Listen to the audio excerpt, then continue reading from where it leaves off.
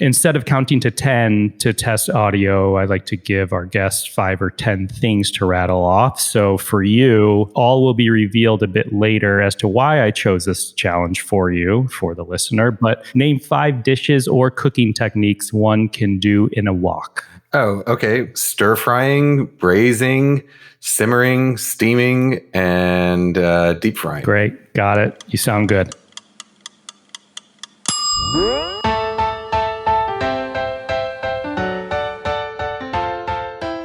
Hey everyone, I'm Cappy and you're listening to Beyond the Plate.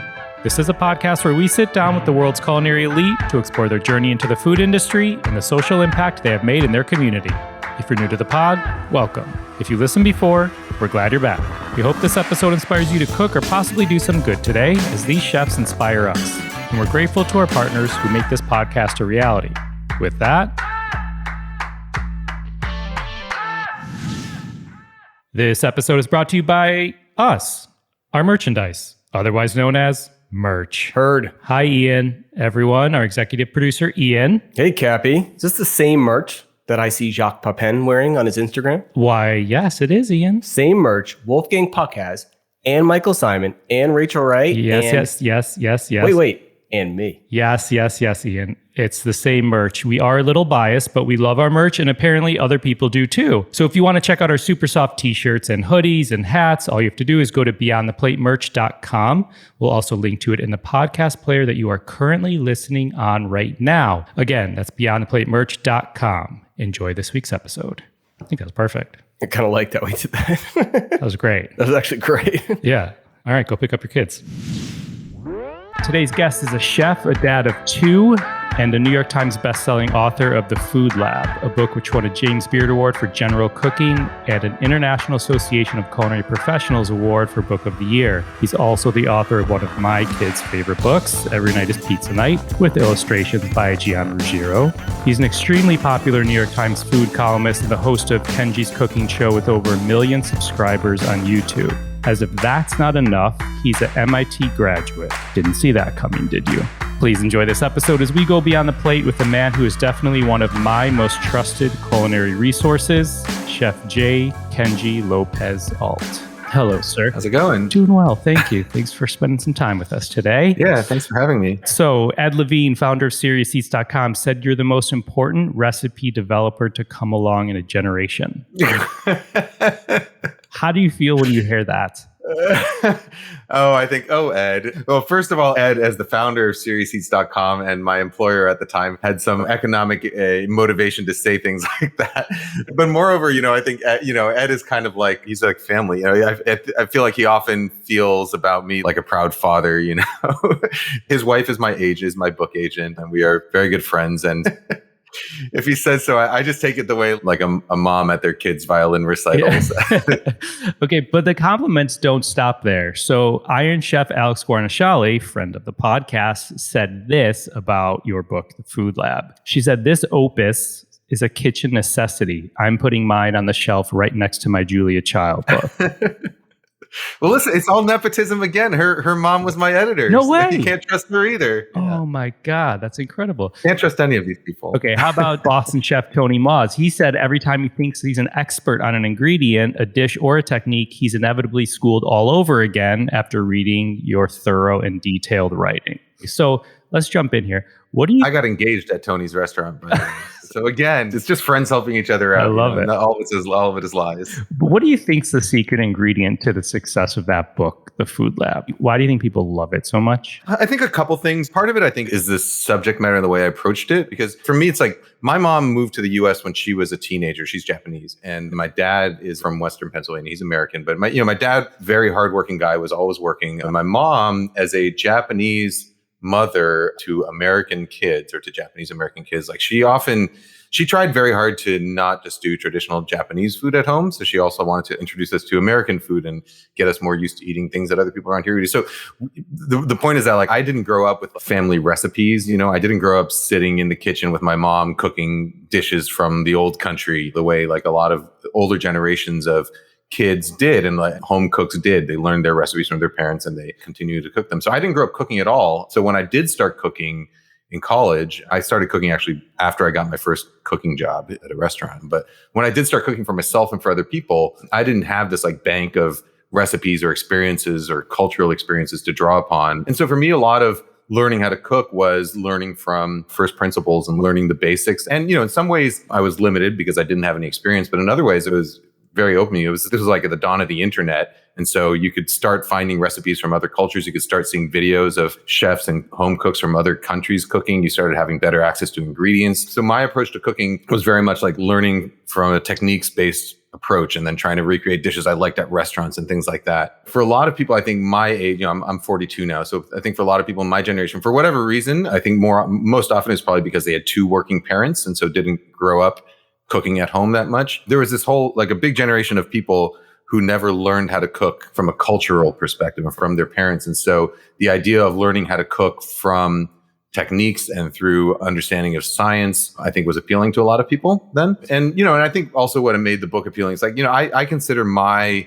skill, I'm not the best chef or cook in the world. I am certainly not like a capital S scientist. I think what my sort of general skill, the thing I'm good at is communicating, understanding scientific concepts and communicating them in ways that stick in people's heads, that are unintimidating and get them to understand concepts without having to actually go into the nitty-gritty math and details that that real science often is. So I think it's those combinations, like being sort of in the right place at the right time for the right audience, and then that ability to communicate in a way that I think speaks to non-scientists who are interested in science. Yeah, that's so funny. I was talking to a friend the other day in Austin, and her boyfriend is like a cowboy-esque type, I guess I'll say. And she's not super into food, doesn't cook at all. It's the one book he has. Like, I'm always so interested who and why type thing. But what you just explained was it's you, and it's I mean, I think that's cool. It's like I buy and read books, nonfiction books on subjects that I'm never, it's like, like I just read a book on aviation. It's like, I'm never going to build a plane, but it's cool to know how they work. Yeah, right? Totally. Yeah. Good point. So before we dig deeper into your journey, I'm curious, and you almost stated this, but like if you had a personal mission statement for yourself, what would that be? For myself, like something that guides my personal life, it would be to not stop learning. For me, my career has always been a series of like examining where I am in my life. I'm not the kind of person that thinks 5 years ahead, but I do think, am I happy with what I'm doing right now? Am I learning? And that usually that's what it comes down to. It's like, am I stuck in the same rut, doing something that I'm good at and that I know how to do over and over and over again? Or am I picking up new skills? Am I learning new things? And for me, I find that the more I'm learning and the more new skills I'm picking up, generally the more satisfied I am with my life, whether I'm getting paid to do it or not. And I also find that I generally, ever since middle school, I've known that like I work hardest and I do my best work on things that I'm really interested in and passionate about. I find career-wise, as long as I'm keeping myself interested and focused and passionate about a project, then the career success comes with that. Like I don't worry too much about, is this going to lead to, I don't look so far down the path and think, is this going to lead to like a lucrative deal in the future or whatever. I think more about, is what I'm doing right now quality work, and am I passionate about doing it? And I found luckily that like certainly like personal satisfaction and happipiness in your own life comes with keeping yourself passionate and doing what you consider to be quality work. And generally that also tends to go hand in hand with what's going to resonate with an audience and what's going to bring you to sort of career success. Yeah, love that. So you mentioned your mother is Japanese, your father is American. Take a step back. I'm sure you've told this 100 times, but for the listener or new listener, can you describe the background and meaning of your name?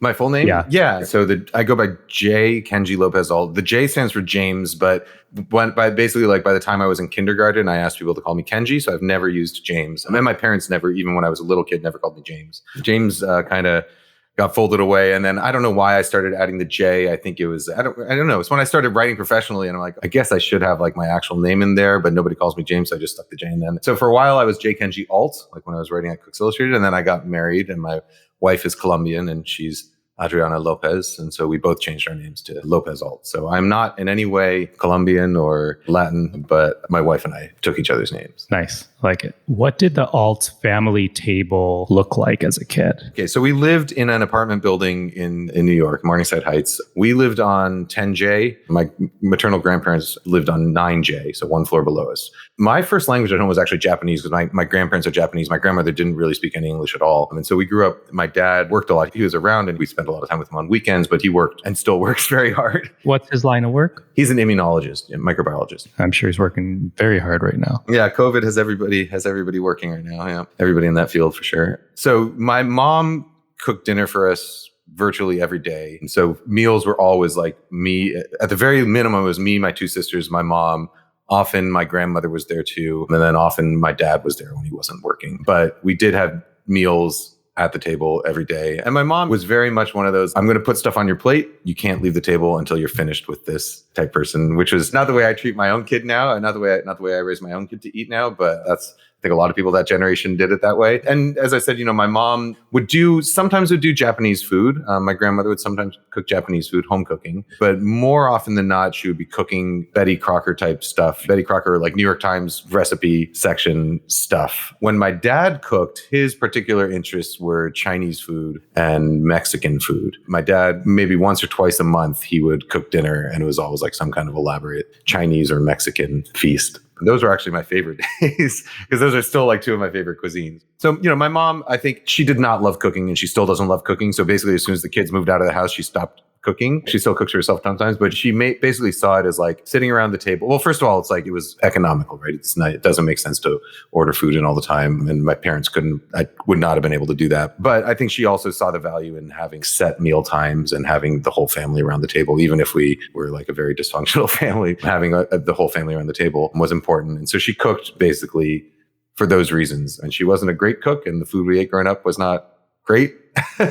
Were you into it? There were some things that the Japanese food was generally good. My favorite thing growing up was my mom's gyoza, like dumplings. What she would do is she would make the filling, which she made with ground beef. So we lived in Morningside Heights, and at the time, 125th Street or to 132nd Street, that was all like a little meat packing area up there. So there were a lot of like butchers and meat packers, and oftentimes there were people like selling like black market meat. So you'd be driving and stop at the intersection of like by the Cotton Club on 125th and Riverside, and a guy would come over to your window with a cooler full of meat and sell you steaks for $1, or like you're like a 5-pound brick of ground beef for $1. So that's what my mom would buy beef there sometimes. And so I would just remember we would always have like a ton of ground beef at home, and some of it would get used to make, Italian, like Betty Crocker meat sauce, spaghetti and meat sauce. And then the rest she would use to make dumpling filling, gyoza filling. And so she would make the filling, and then me and my sisters would basically sit in front of the TV and fold dumplings. Like once a month or so, we would make dumplings and freeze them. How old were you? I probably started when I was like, I don't know, 7 years old or 8 years old till I was a teenager. Is that like the first thing you cooked, more or less? Yeah, I mean, and I didn't even cook them. It was just I just wrapping them. Yeah, so it was like doing origami. Okay, so we usually like to gather this information from a guest's childhood to see how that may have shaped who they are today. But you mentioned this a little bit earlier, your first foray into food really wasn't until you were in college. Yeah, exactly. I wasn't like that interested in eating. I enjoyed going, like my dad,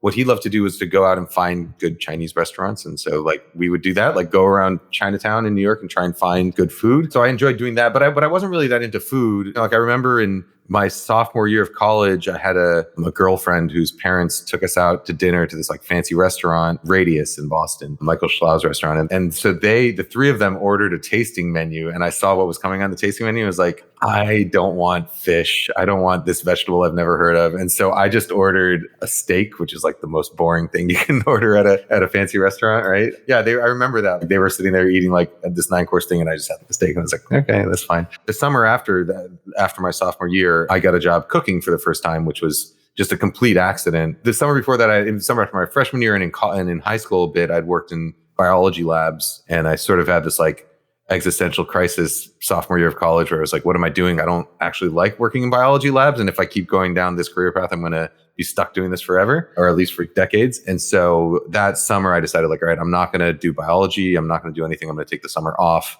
to just like hang out, figure out what I want to do. And so I was like, I need to make money. So I went and was looking for a job as a server. And then it just happened that one of the restaurants I walked into, they said like they had a prep cook who didn't show up that day, and that if I could come that afternoon and start working in the kitchen, they could show me what to do and I could have a job as a cook for the summer. I was like, all right, that's something new. I'll try that. And so I started cooking that day and have worked in the industry ever since then. Yeah. So take us through some highlights of your culinary or cooking journey after that first job in college. Let's see. So my first job after college was at a grilled pizza restaurant called Cambridge One, which very recently closed, actually. They closed over pandemic. So they were around for a good 20 years or so. But I spent a few months working as a guy who grilled pizza and stretched out pizza dough and did that kind of stuff. And then from there, I went sort of into fine dining. So I went and got a job working for Barbara Lynch in Boston. So her restaurant was Number 9 Park. So, that job, I walked in between lunch and dinner service one afternoon, and I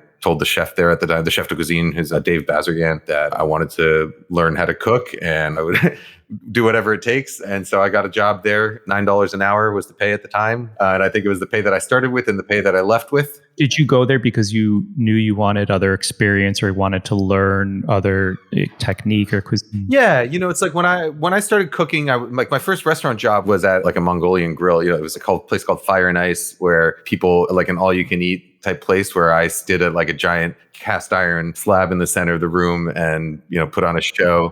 People put raw meat and stuff in bowl, like something that doesn't work in pandemic anymore, but like people pick up bowls of, there's like a raw meat bar and a vegetable bar and they bring it all to you and then you just stir fry it. It's not really cooking, it's more just kind of putting on a show. But I mean, you've been in the industry, so once you've cooked in a restaurant, like you find that at least the day-to-day mechanical labor of cooking is relatively similar, whether you're at a high-end restaurant or low-end, a fast food place or whatever. It's still, a lot of it is still just repetition and consistency and following protocols and hustling and working fast and working clean, no matter where you are. And so if you enjoy that experience, I enjoyed that experience at Fire and Ice. So you have to enjoy that aspect, that it's a sort of repetitive element, and that sort of, you get into like this mental state where mental flow, whatever it's called, in the middle of service, where you just feel like you're on all the time and one action leads to the other. And days when you're on, it feels great, right? It's like this adrenaline high where it's like, I can do anything. Like I've got 12 arms, I can do whatever you want. And so that feeling, I think, is the same no matter what kind of restaurant you're working at, as long as it's busy. The thing that's different, of course, is that you learn more advanced techniques. You work with different quality ingredients. You work with more creative or smarter chefs and things like that. So for me, as soon as I got to the point where I didn't have to think at all about what I was doing, as soon as I got to the point where I felt like I wasn't learning a new skill, then it seemed like it was time to move on to another job. And restaurants have generally high turnover anyway. So I worked in fine dining, like Italian. Barbara Lynch's was Italian, and then she opened up an oyster bar. So I spent the summer as an oyster shucker, and then I spent like another few months on the fry station, like frying, doing New England style fried seafood, like fried oysters, fried clams, all that stuff that I love. Then I went and worked with Ken Oranger for a while. So he had his flagship restaurant, Clio, closed a couple of years ago, but that was like modernist fine dining, French technique, a lot of Asian flavors, gels and foams and all that kind of encapsulated stuff. That was cool for a while. Right around then, while I was working there, was when like sous vide started becoming popular. I talked to my dad about sourcing lab equipment so that we could cook in the kitchen there, because nobody was making sous vide equipment specifically for kitchens then. It was all lab equipment, like repurposed lab equipment. Did some sashimi and sushi for a while, worked at a Spanish restaurant. And then, and eventually I thought, what am I going to do as a restaurant cook for the rest of my life? Like I could try and open a restaurant or could do this thing. A friend of mine saw an ad in the newspaper back when people still put like classifieds in the newspaper, hiring test cooks for Cooks Illustrated, which is when I was living in Boston still. This is in Brookline. They have a testing kitchens in Brookline. And so I thought, oh, that's interesting. For me, it's like coming from a background where my father's a scientist, my grandfather's a scientist, and sort of scientific literacy and a scientific approach to thinking was just sort of part of my upbringing. And so when I was working in kitchens, especially back then, the attitude was like, well, why are we doing this? Don't ask why we're doing it. Like, we're doing it because that's the way it's done. Like, because that's what the chef said. That's the chef wants it. That's how you do it. And there wasn't really time to ask why we're doing this or ask, is there a better way to do this? Blah, blah, blah. And so I had a lot of questions about like why things were cooked a certain way. And so to me, when I saw this ad as a test cook at Cooks Illustrated, and I looked a little bit at what Cooks Illustrated does, I wasn't really familiar with the magazine before I saw that ad. But when I saw what they do, it's like, oh, they test things. This seems like a kind of perfect fun job for me. I'll go check it out. That was my first writing and recipe development job. And my career has sort of just, steadily gone down that same path since then. Got it. God, there's so many great points you just hit within that, from experience to questioning why something works a certain way. I'm thinking about back when I was in kitchens and asking questions, because sometimes these chefs or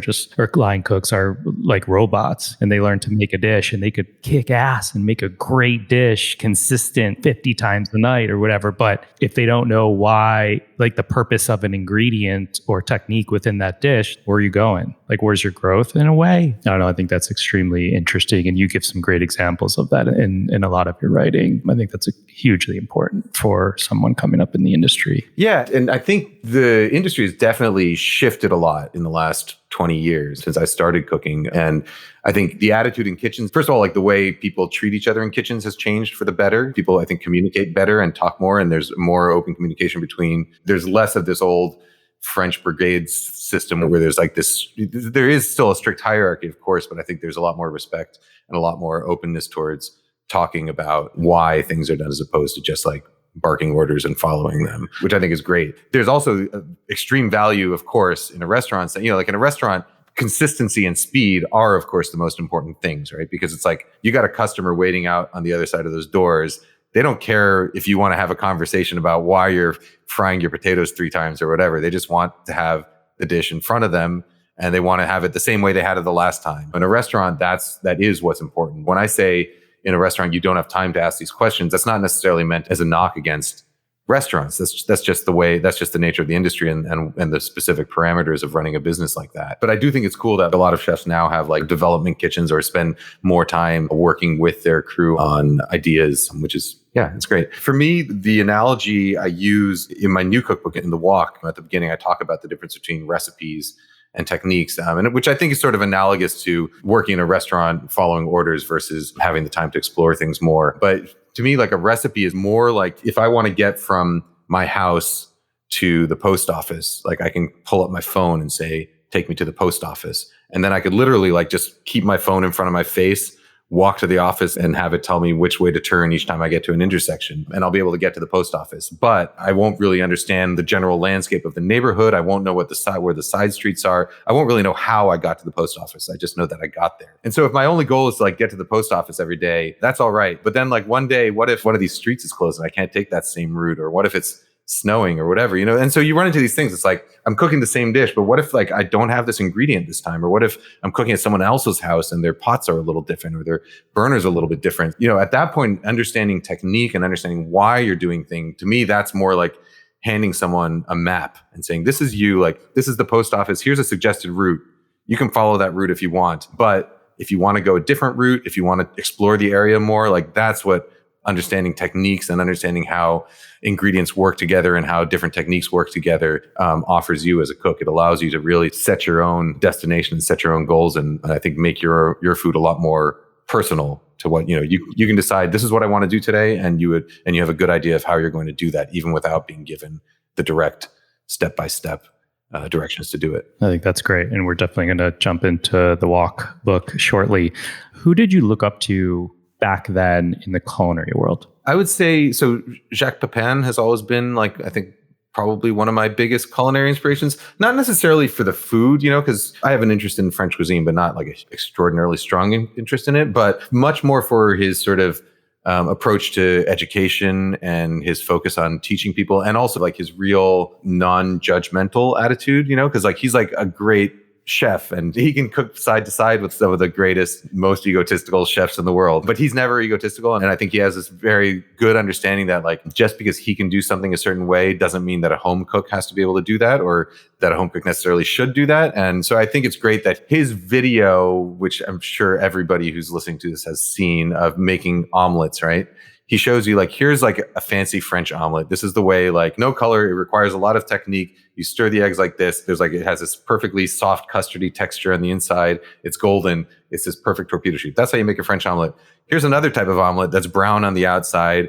It's got some loose curds. You can stuff it with whatever you want. And here's how I would make that. It's much easier to make. It doesn't mean that one is better than the other or one is superior to the other. It's just two different ways of cooking eggs. And depending on what you're in the mood for or who you're cooking for or what your skill level is, you can make one or the other. And it doesn't mean you're a worse cook or a better cook, which I think is a really good attitude and something that I try and keep in mind, which is difficult, because as a, working in restaurants for a number of years, like the attitude in restaurants is quite different. It's a very sort of macho competitive space, which I think rubbed off on me long-term in a bad way. First of all, I think it's just bad in general that restaurants were that way. And some of them still are that way. Sort of abusive places that value, just not very supportive places and abusive places. And so having been in that world for a long time, I found myself just like being kind of a dick in real life, which I think happens to a lot of restaurant people. And you become judgy and snappy. And it's like, why are you doing this way? Why are you going so slow? Or I'm in the supermarket, it's like, all I can think is like, just pick the fucking peanut butter. I want to get by.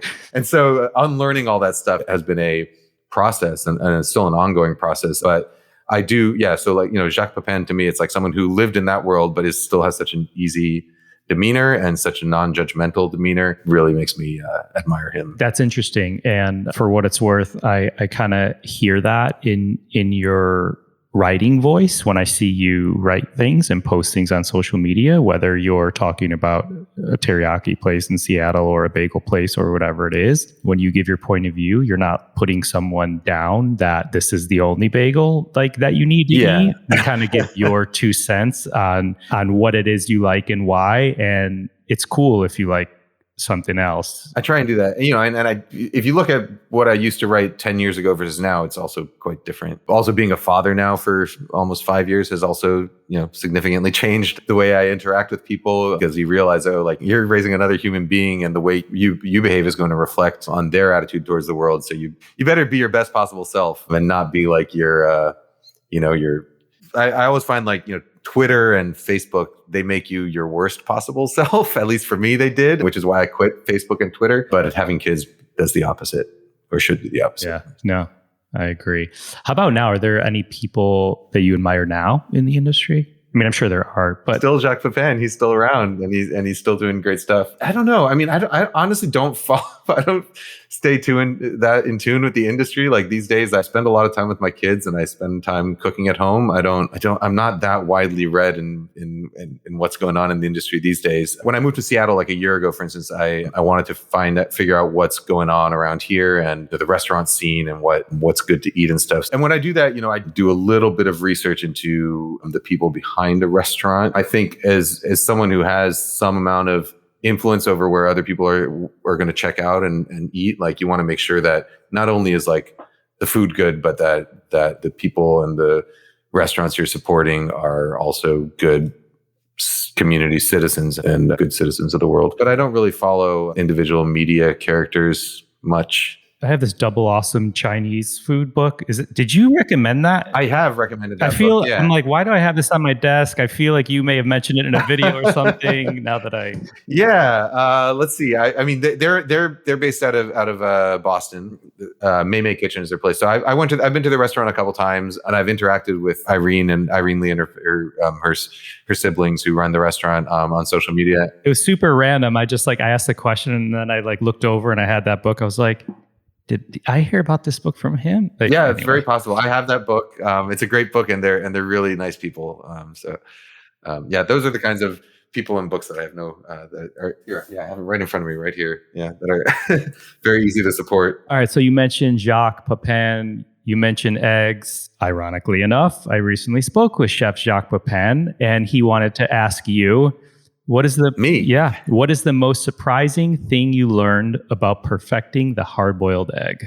To me, the most surprising thing I've learned years ago, I did a series of tests on. All right, let me back up a little bit actually. So one of my first restaurant jobs, at Number 9 Park, for a while as the new guy there, they weren't open for breakfast, but it was right next to the State House in Boston. And so every once in a while, like politicians or something would want to have a breakfast there, and they'd rent out the place and have breakfast. And so as like the new guy, it was always my job to be in the kitchen for breakfast. And so I spent a lot of time boiling and peeling eggs. And for me, that was like always the biggest hassle, was like, because you can't serve the eggs that are slightly messed up. And so on those days, like I would get about, maybe 60 to 70% of them would be perfectly peeled and nice and clean. And then the rest of them we would have like egg salad sandwiches for family meal that day, because they had like little divots and stuff in them. So for me, a lot of the goal of perfecting hard boiled eggs was about figuring out what makes an egg easy to peel versus hard to peel. And for a long time, I had read that it's the age of the egg, that as eggs get older, the membrane that sticks to the surface of the white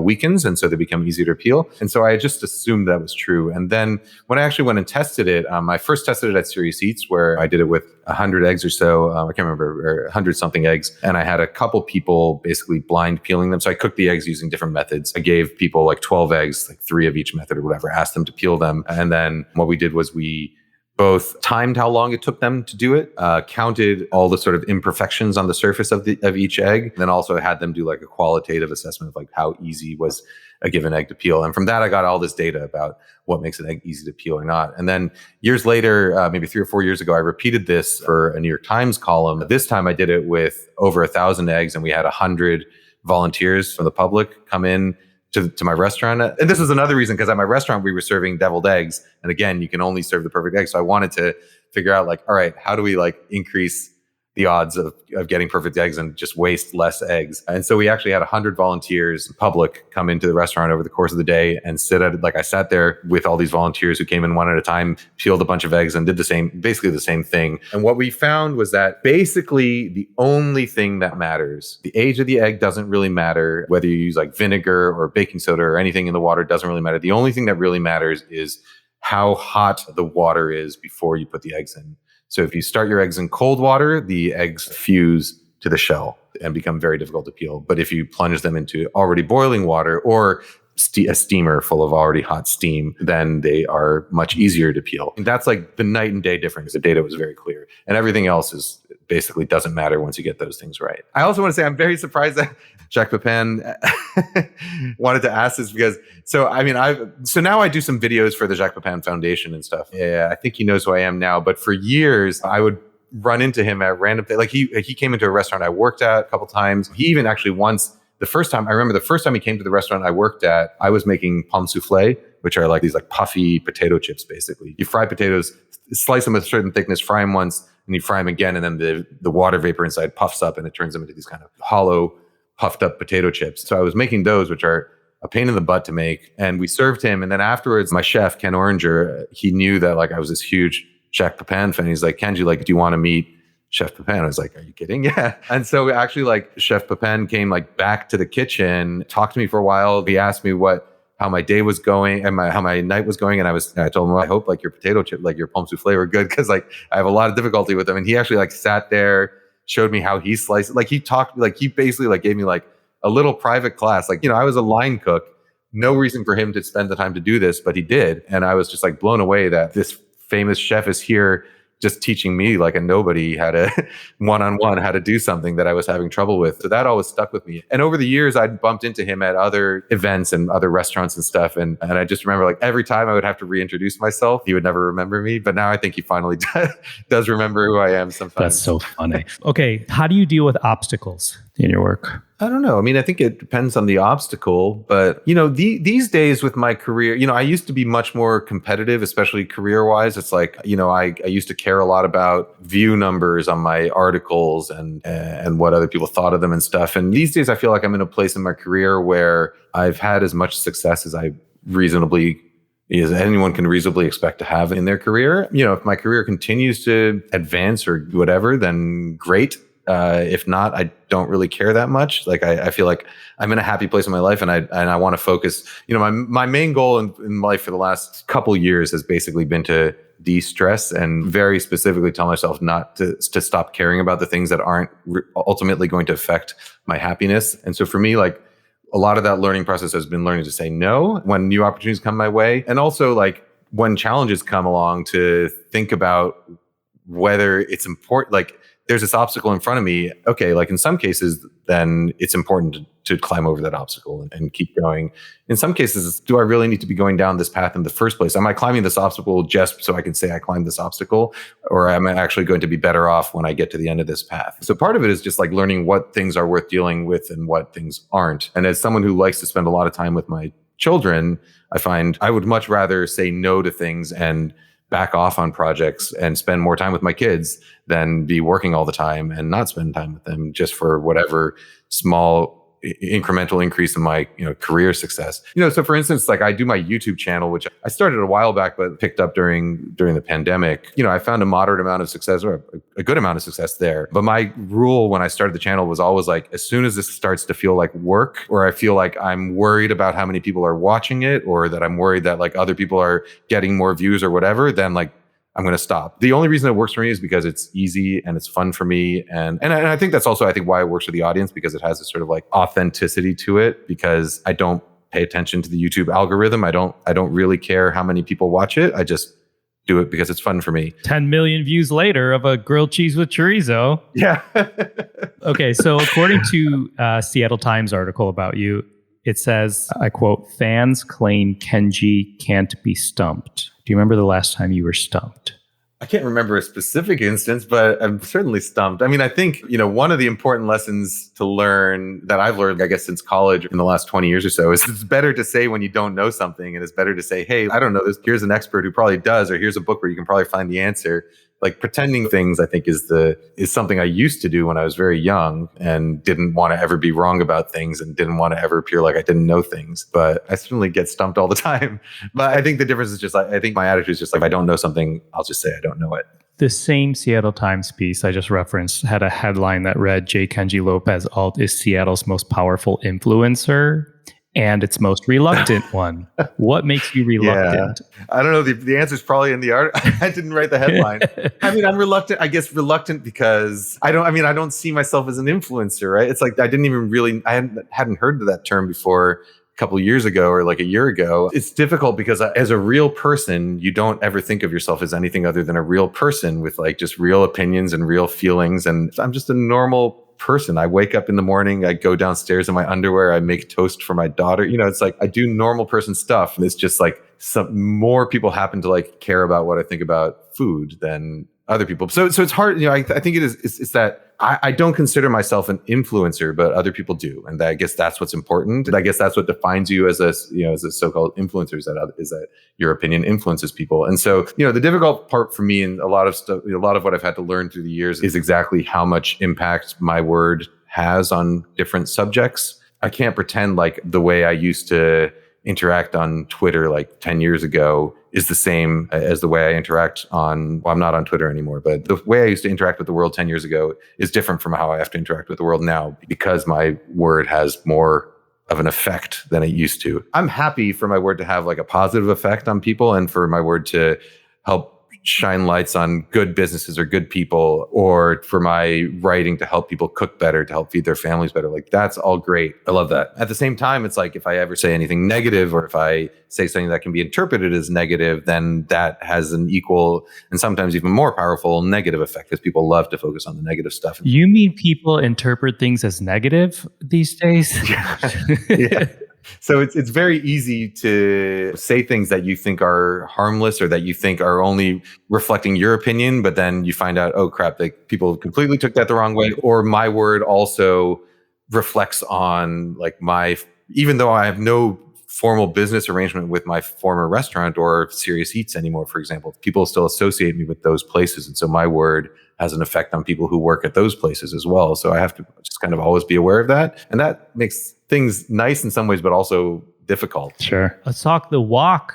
Why this book and why now? Why this book is because, the wok is by far the most used piece of equipment in my kitchen. I've had the same one since college. This one pan that I cooked with in college. I cooked with when I was living with roommates. I cooked when I had dinner parties. I cooked when it was just me and my wife. And now I cook like for my family with it. It's just this one pan that I've found to be extraordinarily versatile, easy, quick, and something that I think once you learn the basic techniques really sort of expands your repertoire of what you can do at home, especially as far as quick and easy and relatively healthy meals go. The reason why now is mainly because there was going to be a wok chapter in my first cookbook in the Food Lab. And, that book, we were at some point contemplating releasing it as a 2-volume set. And then my publishers were kind of like, well, like, we don't really want to sell like a $75 or $100 2-volume set from a first time author. We're going to have to cut this down. And so we ended up cutting out like half the material from that book, including a big walk chapter. And so when I started writing the follow-up book, which was going to be Food Lab Volume 2, it was going to include a walk chapter. But it was kind of this kind of, a hodgepodge of a bunch of different cuisines and different techniques, because basically everything that didn't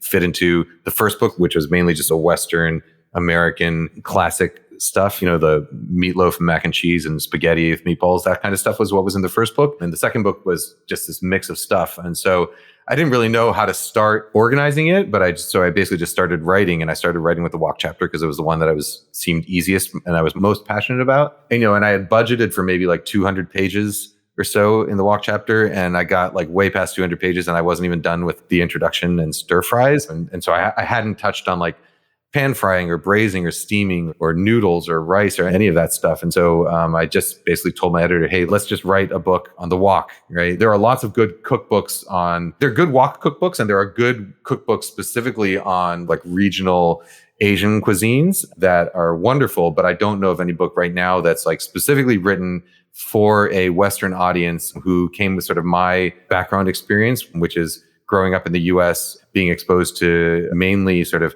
Asian American food, Chinese American cuisine, but then also having a very strong interest in sort of more regional things. But so the book, it doesn't focus, it's not a Sichuan cookbook, it's not a Japanese cookbook, it's not a Cantonese cookbook, it's not a Chinese American cookbook. It's really like, these are dishes that I'm familiar with and I love, either from growing up in the US or from my travels. I think the selection of techniques and recipes in there is one that would speak very much to an American audience who has a sort of similar interest in Asian cuisine like I do. That's how I selected the subject matter in there. And as for why now, it's just because this is when I happen to write it. I hope it's the right place at the right time. We'll see. I'm sure it will be. I have a note in parentheses I made for myself that says, if wok brands were smart, they'd be ready for what you're about to do for the wok industry. Share some common, people all the time, knowing my background, ask me, I need to get a new pot or pan, or we're getting married, what should we register for? Or someone's like, I need to buy a new wok. But I'm always like, you don't need a wok, because they're looking to get like an all-clad stainless steel wok, which...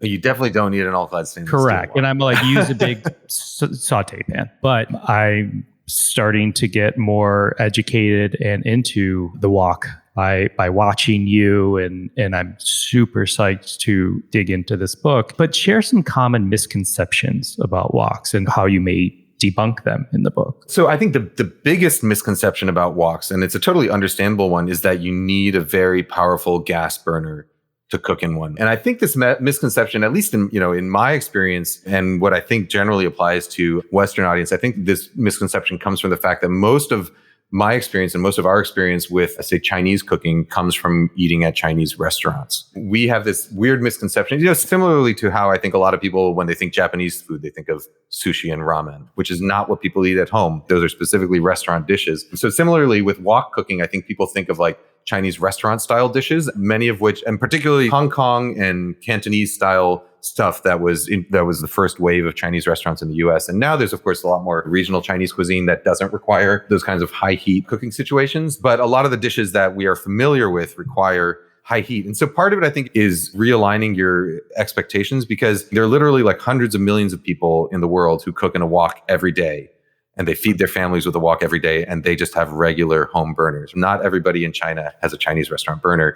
And in the same way that like the steak that I cook at home or the stew that I cook at home is going to be different from the steak that I get at Peter Luger, because I don't have a 1600 degree broiler and an aging room. You can reset your expectations for wok cooking in the same way. And again, like, it's not to say that one is better than the other, or that you can't possibly cook restaurant style food at home, because you can, but you also have to realize that there's this whole world and wealth of wok techniques and recipes that are more based on things that are much more realistic for home cooks, as opposed to something like dry-fried beef chow fun, which is a high skill, difficult recipe that works best when you have a very powerful gas burner. I think that's one of the biggest misconceptions about woks, is that they can be used very well for home cooking. Another one is that woks are only used for stir fries, which is very much not the case. Stir fries, of course, are good in a wok, and woks are the best tool for stir frying, because stir fries were designed to be cooked in woks. So you can get flavors out of a wok that you can't get out of a Western skillet, for a couple of reasons. But first of all, like by virtue of the fact of how wide it is and the way food gets tossed around in it, and food heats differently than it does in a Western skillet, where it's much more about surface contact, whereas in a stir fry, it's much more about getting it in the air, passing it through like hot columns of air, getting things to steam off very quickly so that you cook really rapidly. And you can do that much better in a wok than you can in a Western skillet. The reason I said you shouldn't get a stainless steel all-clad wok, not just because it's ridiculous to pay that much money for a wok or to give your money to like a giant Western brand like that for something where, a traditional Chinese or Japanese carbon steel wok is going to be much cheaper, and going to someone who I think has a bigger stake in this style of cooking. But part of it is also because in stainless steel, you literally can't get some of the flavors that you can get from cooking in well-seasoned carbon steel. So stainless steel is designed to be scrubbed clean and shiny after each use. And so a lot of the flavors that you get from cooking in a wok come from the seasoning on the inside of the carbon steel. So the black oxide and some of the polymers that form when you heat oils. So, a well-used wok will be completely black and shiny and glossy on the inside. And if you taste side by side something cooked in a well-seasoned carbon steel wok versus a shiny stainless steel wok, you do everything identically. They look the same, but the carbon steel wok has a very distinct sort of part of that is that wok hay flavor, that smoky flavor that you can't get out of stainless steel. My advice for buying a wok is to get a carbon steel wok, flat bottom, about 14 inches wide. And that's what I use. That's a reasonable wok to cook for, a family of 4, or sometimes to cook bigger dinner parties in batches. But I don't think you need much more than that. And you should be able to find that at a Chinese restaurant supply shop for $40 to $50. And like I said, I've had mine for, I think 22 years now, something like that. And when I bought mine, I think it was $20. That's not a bad lifespan, not bad use out of a $20, $1 a year for my cooking equipment. I was going to say that's incredible knowledge and information. I was going to say probably within 5 minutes after completing this discussion, I was going to go online to order one, but now I'll likely get in the car and go to a restaurant supply store in Chinatown for sure. Thank you for that. So Kenji, all of our guests here on Beyond the Plate give back in different ways. It's one of the main reasons why we started the podcast. I always say to everybody who listens, chefs and food personalities restaurateurs are way more than a dish you see on their plate. They give back beyond, and they could do a different event or donation, every night of the week, if the finances allowed them to. So we like to share what you all are up to outside of that. And I know you've been active probably with a number of projects and organizations, but the most extraordinary thing to me is what you have been doing or are doing with No Kid Hungry, Share Our Strength. And I will give you a heads up, I am on their leadership council. So Thank you for everything you do. But I would love for you to jump into that as to why you decided to use your platform for good, and then for bringing attention to No Kid Hungry. I mean, why I decided to use my platform for good. I mean, good as opposed to use it for evil. I think I guess maybe good as a social good as opposed to personal gain. I think that the two can go hand in hand, of course. But I think again, it goes back to it's like I've had a lot of career success, and I don't need to scrape as much money out of the system as I can. I'm a pretty outspoken anti-capitalist lefty guy. And I think it's unfortunate that we do need charity to address some of the big issues that we have in this country and around the world right now. But for now, given the system we have, I think charitable work is among one of the best ways to address the issues we have. When you find out that in this country alone, there are tens of millions of kids that are food insecure, that go to school without breakfast, or especially through the pandemic, parents that are getting out of work, that are losing their jobs. It's just shocking that in one of the largest economies in the world, that there are kids that go hungry. So I think the work that No Kid Hungry does, and both the work they do nationally in advocacy and also partnering with more local organizations and helping fund local organizations, is super important. I think I initially set a goal to raise $5,000 and we blew past it really fast. Yeah, that was the initial goal. And then I think when we blew past that in like the first couple days, they were like, oh, maybe you should change it to like $20,000. I was like, okay. And so I think now, I don't even remember what our goal is now, but I think we're at like 140 something thousand bucks. And it's all through donations. Like on my YouTube channel, my video link, like the first links under my video are always to donate to No Kid Hungry. I advocate for it. Whenever I do like appearances and things that normally come with like some kind of honorarium or whatever, I just ask people to donate it to No Kid Hungry instead. Partly because it's good to do, and also because it saves me from having to like do the taxes and all the paperwork. That's funny. Well, thank you for all that. That's incredible. I always say to everybody, give what you can, whether it's your voice, your dollars, your time. They're all incredibly important. You don't have to have all the money in the world to do good. All right, let's do a quick speed round and then we'll close it out. What did you have for dinner last night? Last night, what did we have? Oh, last night my daughter had a violin lesson when we came home late, so we had bucatini alla matriciana, quick 10-minute pasta dish. Name a smell in the kitchen you love. When the garlic and ginger hits the hot oil in the wok. Nice. Name a smell in the kitchen you hate. Old banana peels. Most overrated kitchen utensil or gadget. Slow cooker. Most underrated kitchen utensil or gadget. Mortar and pestle. Name one of your favorite snacks in your pantry. I'm not really a snacker. My favorite snacks are salt and vinegar chips, though, if we're going like packaged snacks. Yeah, I'll take it. All right, let's close it out. We've rarely done this closing, but I'm going to close it out with one more kind of a rapid fire round. And that is, what 3 reasons do you credit for your success? 3 reasons I credit for my success. Having a very supportive family, like my wife and my children. Or my son's too old to be supportive, but my wife and my daughter are very supportive of me and my career. Being lucky, like being in the right place at the right time and just being lucky that the things that I'm interested and passionate about happen to be things that other people are also interested in reading about. So I consider it very lucky that I get to work in a field that I love and that there's enough financial success involved in it that I can do what I love and have people enjoy it. And then I think 3rd would be not focusing on like having a perfect career and not focusing on where I'm going to be in life 10 years from now, and really focusing on happiness over career. And I'm not sure that's generally I don't mean this is generally good advice to give people, because I consider myself extraordinarily lucky, and I don't know that everyone is going to find that same luck. So I don't want to make people feel bad for not being able to follow their passions. And those are the things that I did, and I'm lucky enough that they worked out for me. Well, I think that's great. Same page about the 5 year from now, 10 year from now. I say, whenever I get asked that question, because my career path is pretty unique, I always say, if you ask me that every single year from like the year I graduated college, where do you want to be 5 years from now? It would have never, ever been whatever I would have said. Oh yeah. Like completely different. Thank you so much for your time. I really appreciate it. Again, huge fan. I love your point of view on your point of view. How's that? I think it's incredibly interesting, and please keep having fun, keep doing what you're doing. Thanks, Kenji. All right. Nice to talk to you. Bye-bye. Thanks again to Kenji López-Alt. Find more on him at kenjilopezalt.com. To learn more about No Kid Hungry, go to nokidhungry.org. We'll share a link to those websites in the episode notes at beyondtheplatepodcast.com. Find me and keep up to date with this podcast across all social media at On Cappy's Plate, or go to beyondtheplatepodcast.com. Beyond the Plate is also on social at BT Plate Podcast. This episode was produced by myself, along with Ian Cohen, Joel Yetton, Sean Petrosian. Our digital media producer is Sarah McClellan-Mead. Our music has been composed by Goldford. Find him at iGoldford. As always, special shout out to my wife, Katie. If you have a moment, we'd love and appreciate it if you could rate or review and subscribe to this podcast on your listening site of choice. Don't forget to join us next Wednesday for an episode of Beyond the Drink, our companion podcast to Beyond the Plate, brought to you by our friends at One Hope Wine. Thank you for listening to Beyond the Plate. I'm Cappy, and remember, there are never too many cooks in the kitchen.